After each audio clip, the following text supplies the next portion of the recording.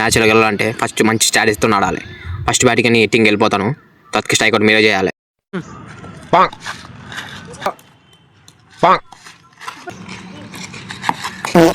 మ్యాచ్లో over confidence అసలుకే ఉండకూడదు.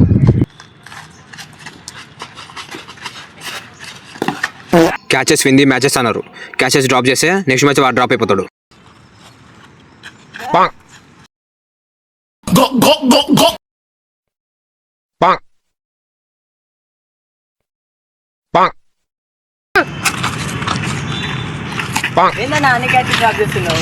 ఎండుందిరా సన్ స్క్రీన్ రాయాలి, అందుకనే.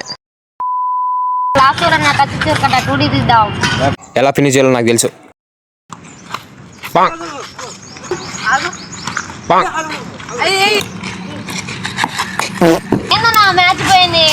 రే అవతల గట్టిగా ఉండరా బౌలర్.